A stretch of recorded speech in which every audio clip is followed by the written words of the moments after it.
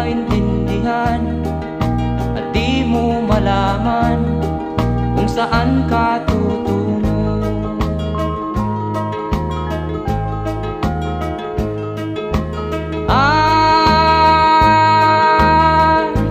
Kung nakamit mo na ang pangarap, di pa rin masiyahan, ang nais mo'y madagdagan, limot mo na ang iyong pinagmulan.